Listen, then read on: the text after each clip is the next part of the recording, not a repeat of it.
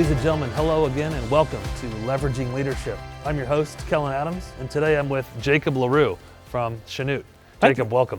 Thank you. Nice to be here. Jacob, you're currently a loan officer at the Bank of Commerce. Yes, sir. But also the mayor of the city of Chanute and a lifelong Chanute resident. Is that correct? For the most part, yes, sir. Tell us a little bit about yourself and your journey to city government. So I was born in Independence, Missouri. And then when I was 6 months old, my dad's job brought him back home to Chanute. And so ever since I was 6 months old, been a full-time resident of Chanute, unless you count the times leaving for school and coming back. And so I attended preschool through 12th grade here. And then after my time in the Chanute schools, I went on to the University of Kansas, thinking I was ready to leave here and go to the big school and get rocking and rolling. But I was quick to find out that the number of people around me and change in latitude really wasn't good in myself. And so while at the University of Kansas, in one of my English classes, we had a project to examine a subculture within the school, and my English class chose the KU Quidditch team. And so while watching the Quidditch team play and look at how they interacted with each other, I found there was something missing for myself. And so I started looking at changing my path, and I wrestled throughout my time in high school. I was looking to get that back in my life. And so through an old connection at the community college here, he gave me some leads and ended up going to Benedictine College and being on their inaugural wrestling team. And then through there, I met some of the best friends I think I could ever made and had the best time of my life. And after I graduated, I was offered the opportunity to come back to Chanute. And throughout summers in college, I worked as a teller at the Bank of Commerce, offered me a full-time position. I couldn't turn that down to come back to my hometown and have a job lined up. So I started working there, spent a year kind of learning different departments, spent a few years in the new accounts representative role, and now I'm a loan officer at the Bank of Commerce. And so back in 2017, I was sitting on the couch in Mom and Dad's house reading the paper, and then in there was an article that talked about there was just a few weeks left to get your name in the hat to run for city council. Sure. And I just love new opportunities and finding ways to challenge myself, and that was something that would push me outside my limits of, I'm not a fan of public speaking. I'm not really a fan of long-term commitments, and 4 years or 2 years seem like a long time. Not a fan of planning that far in the future also, and that was something that would have to take me outside my comfort limits and also expand my knowledge and understanding. Absolutely. So that's where it got me where I am now. So I'm very fortunate for that opportunity the community trusts me with, and hope to keep doing it. Very good. So a project in an English class and an evening read of a newspaper, both those were transformational in your current journey. Correct. That's great. Let's talk a little bit about the city of Chanute and its organizational structure and its governance structure. It is a town of approximately 9,500, if you will. Talk to us a little bit about how the city of Chanute is managed, organized, and led. So there are two big different ways cities in Kansas can be organized. One is mayor-council, where you have an elected mayor, elected council people, and they preside over the city. Another form, which is what we are, is council manager. And so we have an elected council and also a full-time city manager. And so the council is made up of 5 different individuals on rotating terms. And then through the council, we name our own chairperson and vice chairperson, which then hold the title of mayor for chairperson, and then vice mayor is the vice chairman. And so while we have quite a bit of say of what goes on, thankfully the city manager is there to handle the day-to-day activities, oversee all the departments, while the council does the resolutions, ordinances, makes proposals, has influence in the budgeting and all that stuff. So I think the way we're set up, we're very fortunate to have it that way, where we have a full-time person who knows and understands the rules, regulations of what they're doing, with the influence from the community members on the city council. Any idea what amount of cities, what percentage of cities are organized in the way we are? I'm uncertain, but it really seems like, so there's cities of different classes, and it really kind of plays on the population amount within that city of how they're structured. From my perspective, a city of 9,500 absolutely requires full-time executive, right? Yes. I can't imagine elected officials attempting to run a city of this size. No, and so especially too with all the utilities that we oversee. So we're a full service city. So we have the gas, water, sewer, electric, refuse, and then fiber in some neighborhoods. And so while we have the city up top, there's still a whole pyramid of, pyramid's probably not the right term, but there's still a whole bunch of businesses underneath the city structure that have to be ran and ran well. Absolutely. I'm very grateful for the self-reliance that we have here, especially a couple weeks ago during the recent temperature drop. I know that some cities are not faring so well, so thank you for the leadership that's been shown in that regard to get us to this point. So Thank you, and I can't take that credit on myself. I think we owe it to the past commissions and past managers and current individuals with the thought process of gas storage, electric production, getting those contracts, and it's that wealth of knowledge, I think, that really aids. absolutely, and has benefited every citizen as a result. Right? Yes. All right, so aside from your short stint in Lawrence and Atchison, you've got a wealth of knowledge in the city of Chanute and the SEK region. Talk to us a little bit. What do you believe are the strengths of the city of Chanute, SEK region in general? What are we known for? What's really our bread and butter? I think we're really well known in this area for industry and production, and so not quite a bit it's consumer goods, but there's also quite a bit of manufacturing and all that goes on as well. And so if you look around us, it's hard not to see someone who's either influenced by a lot of the big ones in the area. So you have Ash Grove Cement, so they employ quite a few people in the area. You have Monarch, Gates, B&W. There are people driving from all over. Newly found, so we have Horizon in town now, and then we have the industrial park full of long-term individuals and companies to Chanute. So I would say the hard work and also the perseverance of individuals that own companies, that run those companies, that invest in the city and the surrounding areas would be the bread and butter. Okay, so this industrial base really requires that hard work ethic in order for those companies, those industries to be successful. Does it also require a level of mechanical aptitude? I would believe so. Okay. I think you can, if you want to show up to anywhere you're at and get the job done, you can if you want to show up to anywhere and get the job done, you can just do the fundamentals to get yourself by. I think we all know what those are. But I think if you want to set yourself apart, I think, like you said, the mechanical aptitude of learning how things work, why they work, what we can do to make them a little bit better, and then using our input and others' input is a valuable solution. Absolutely. You've talked about the great employment base here. You probably know the next question, but let's hear your perspective. What are some of the current challenges that not only the SEK region, but specifically the city of Chanute are facing right now or in the future? One of the things that upsets me the most about this is if you listen to anyone in the area, they always want something new, whether it's somewhere new to eat, somewhere new to shop, somewhere new to play. It's always something new, but there's a lot of hurdles that get you in there. And I don't know if people realize the livelihood that people put on holds, the cash flow they need to keep those things running, and everything that goes in behind the scenes to get that up and running on the person's part with all the risk involved. And it seems like once, let's say a new restaurant, new retail goods store opens, something like that, once that is opened, the novelty really seems to wear off really quickly. And so what people wanted for 12 months, 18 months, whatever it was, is now open. It's not new anymore, so now we're not going there. And also, too, it might be the novelty is still exciting, but we're a high poverty area. And so there's not a lot of cash flow for some families to enjoy those things that the others around them are enjoying. And so right now, I think I praise people that invest in Chanute. I think it's awesome to have the stores full downtown, the expansion in the areas of the other stores. I think it's awesome the thought and the process they put in there, seeing the ones that have succeeded and also failed before them.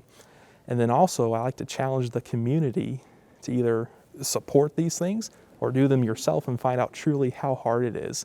I don't think we realize on the consumer side that's very easy to say, oh, I want this place where I can do this, Sure. and not realize the risk and the hard work that goes on behind it.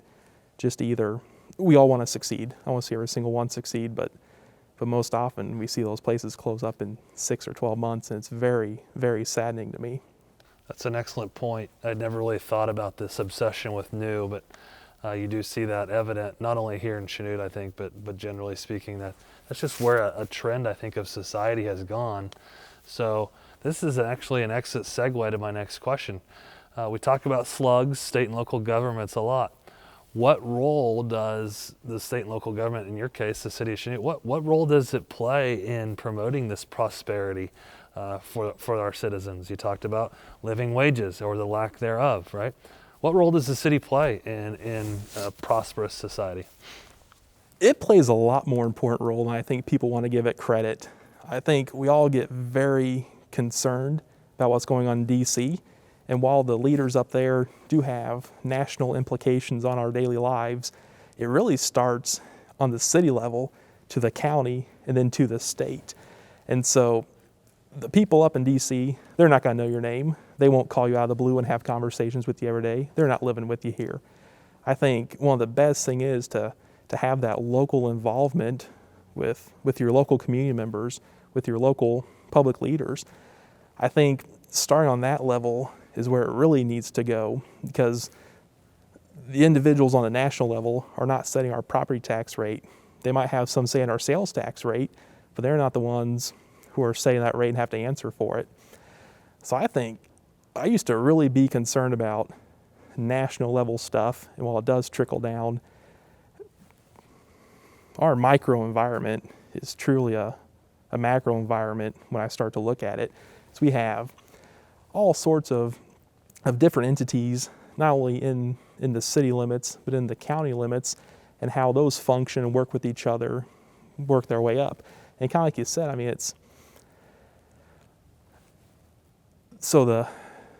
on the city level, we see that, and then the state level is really where it gets into like the business support.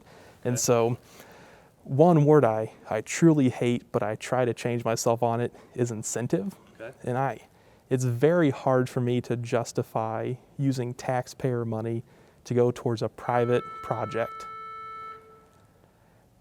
There have been several cases in the past, and I lose quite a bit of sleep over them before and after the decision, tossing and turning, because I always want what's best for the community. Sure. And the members in our community. But then to take no matter what the amount of money and give it to a private entity is always hard on me. And it's also hard when we have a new business or entity that comes to the area, and all of a sudden we offer them or try to offer them all these incentive packages, and while we're not taking care of the old dogs, that's what keeps me up at night, and it really weighs heavy on my heart.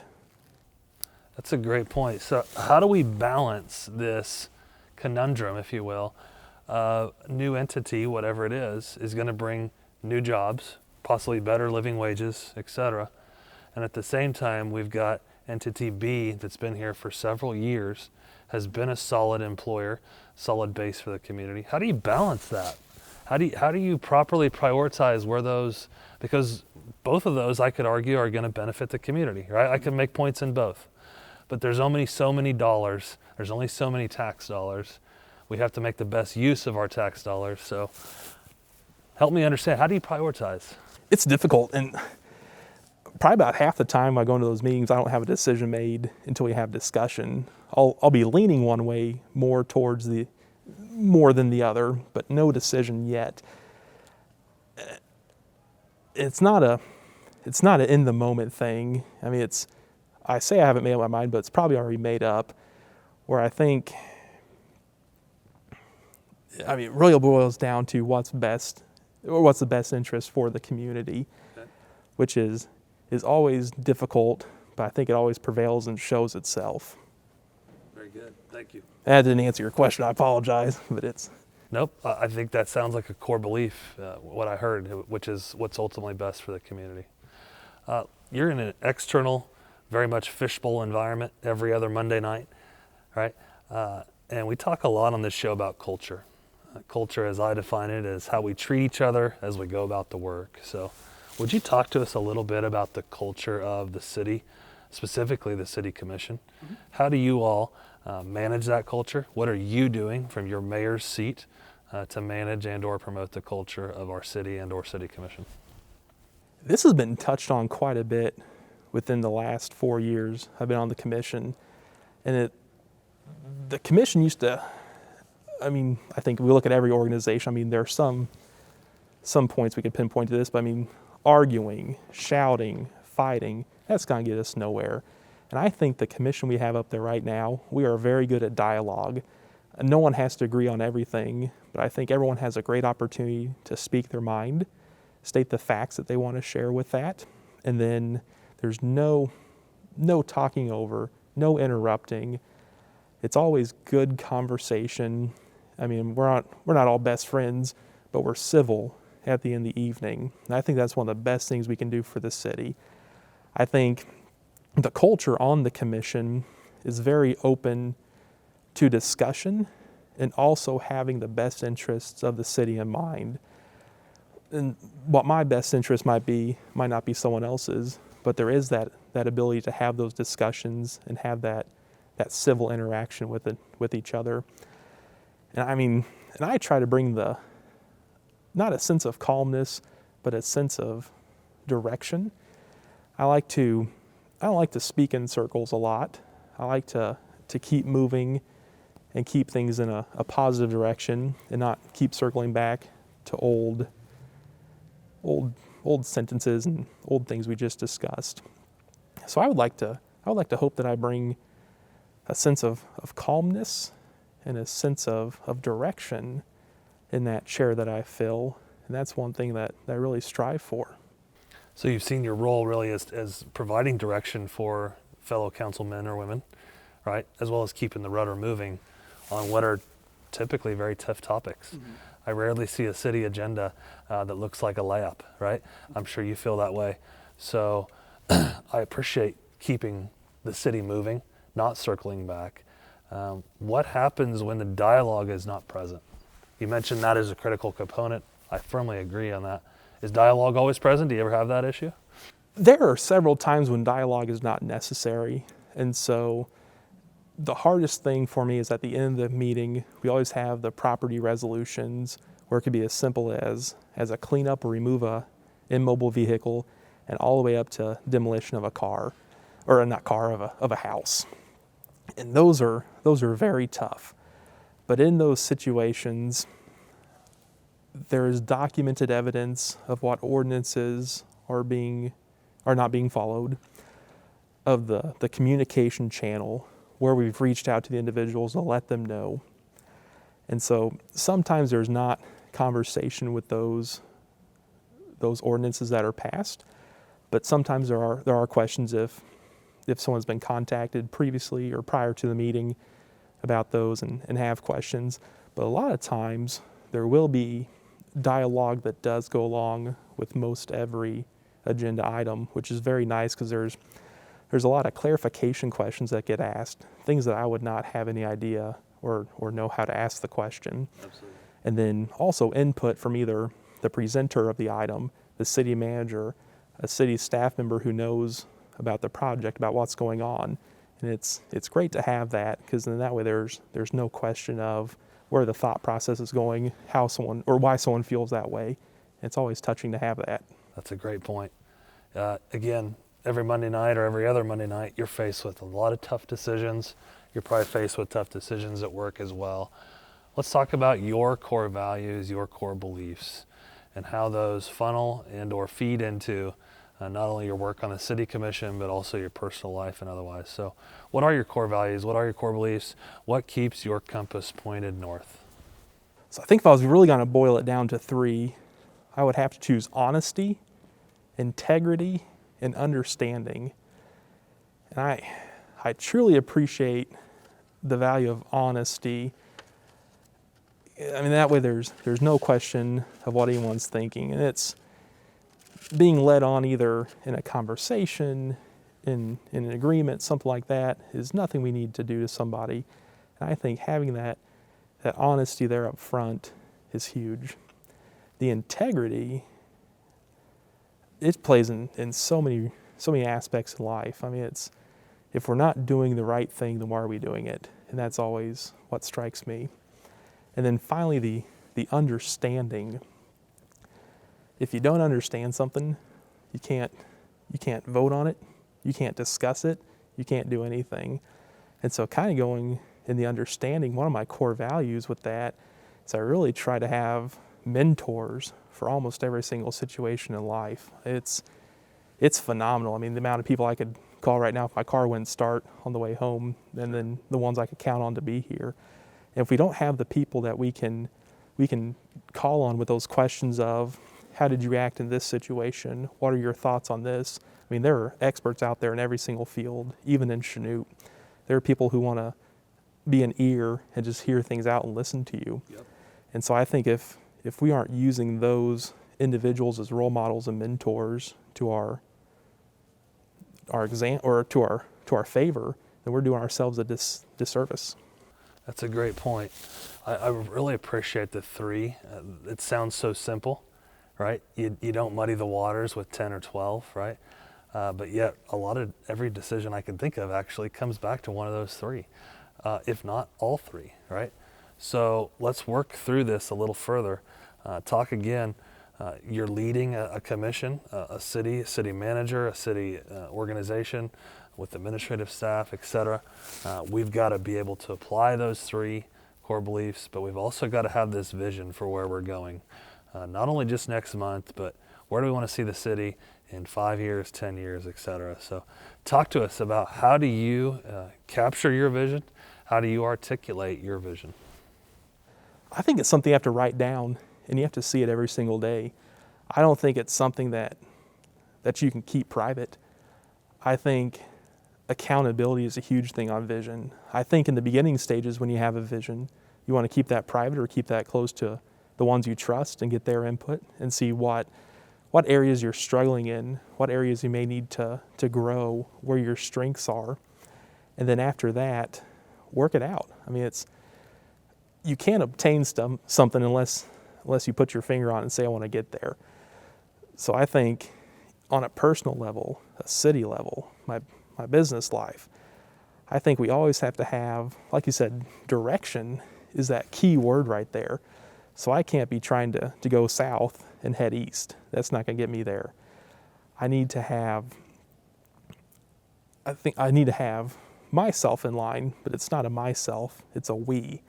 On the city level, everyone needs, not everyone, but a majority needs to be on board. And it's always in the community's best interest. And so I think over the last couple of years, we've taken a really good approach to that. And I've had very little input in that, but I agree with a lot of it. There's a lot of infrastructure that needs to be updated. Where's the money going to come from? There's some utility infrastructure that needs upgraded or implemented or put in, and trying to find those sources of revenue to provide that safety and security to the city is always difficult. But I think we have to have the difficult conversations first, get that goal written down in order to obtain it. Very good. You came back to a point that I felt like was going to surface, and it's doing what's best for the city ultimately through those decisions. Are you able to wrap honesty, integrity, and understanding into that each time? I would believe so. I think the transparency is the honesty on my side. I think in those conversations, like we spoke about earlier on the culture of the commission, there's never any question of how someone feels about a decision, why they feel that way. The integrity is always there. There's always a justifiable reason for what action is taken and how it's going to benefit the city in the end. And the understanding is always touched on. So there's always the opportunity to ask as many questions you want during the meeting of the city manager, of the city staff, and get those questions filled and make sure that there is a firm grasp and we understand what we're getting ourselves into. Is it possible for you and I to have the same core values, but yet not see an issue through the same set of lenses? I think so. I would think that would really go back to culture. So I could argue that we need gloves to protect our hands better because we have the individual fingers. And then you could argue that we need mittens because we have our fingers in there all together to keep them warm. And so I think they're both serving the same purpose, but there's a different vehicle and method to get us there. And so as long as there's safety and security in the decision, I think we can definitely have different views. But I think if we use those, the end result would be pretty dang similar. I appreciate that example.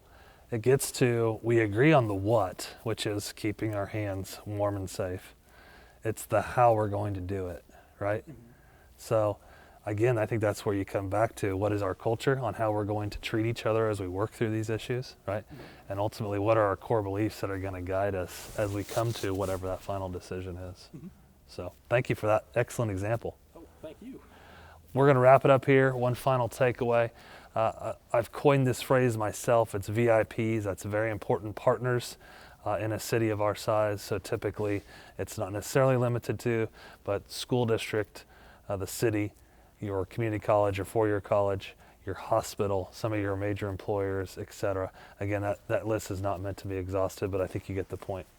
How do you get the VIPs to work together in this arena for what's best for our citizens, and what do you believe your role is as the city? It's pretty awesome how many of those players play together, because it's pretty cool to see the students that live here, that graduate from the high school, either go on and further education through the community college. And right now I'm really thinking just a few specific paths. So there's a lot of CNAs, CMAs, nurses that come out of the great program here at the college. Then they go on to work at the local healthcare providers, at the local nursing homes, in-home cares, and how they give back to their community after being here for that. But that's just a small sliver of the whole thing where the support is. And I think it's, not trying to brag myself here, but I think I'm a great product of that success. Absolutely. And so you are. So I attended school here. And I've benefited from those great values. Received my health care here. Benefit from that. I receive all my utilities except for internet through the city of Chanute, and that's a great benefit. And I think if we take one of those pieces of the puzzle out, it wouldn't necessarily collapse, but Chanute would not be what it is today. I think within those groups would employ a large amount of individuals, and they live in Chanute. They spend their money in Chanute. They have their livelihood in Chanute. And if we take that out, people want to fly away, but I think they're going to fly quickly back to Chanute after they realize how good it is here, what the services provided are. We're 2 hours away from most things, but that's a pretty good comfort zone in my book. Absolutely. So I think keeping those partners in together is ultimately the success of our community in the area. And just for a great example here, we had those weird cold streaks last week. There were a lot of questions of what the utility rates would be, how that would play out. The school, the hospital, many industries in the area said, okay, what can we do we asked the industries and other entities if they could help, and they were very open to that for the most part, to help the residential side of the utilities for Chanute. And so I think keeping all those irons in the fire and keeping everyone with the common vision of the community in mind tremendously helps out. So a common vision, as well as this mutual benefit of what's good for my entity or our entity, is also probably good for the entire city as a whole, right? Yes, sir. Your electric example is a great one to really illustrate that, in my opinion. Had those 10 or 12, whatever that number is, not shut down, I'm guessing that your and my utility bill is significantly higher when we got it on Monday, right? So that, and also too, we were having the rolling blackouts during that time period as well. And so if there would have been an industry or industries that opted not to see that vision for the residential electric and all that stuff, when the switch flipped and we lost electric and had to generate our own, the town would have been dark. And so it's the residential, taking care of the residential side was very heartwarming on my side by those industries who were losing money, that were losing revenue those days. It's a tough decision for their part, and I truly thank them. Thank you for your vision on the VIPs and kind of how we all play together successfully in this sandbox that is the city of Chanute. I appreciate your leadership for the city, what you're doing for our commission as well as guiding our city staff. I also thank you for your time today. This has been a very enjoyable conversation. Likewise, thank you. Ladies and gentlemen, this has been Kellen Adams with Leveraging Leadership. Have a wonderful spring break.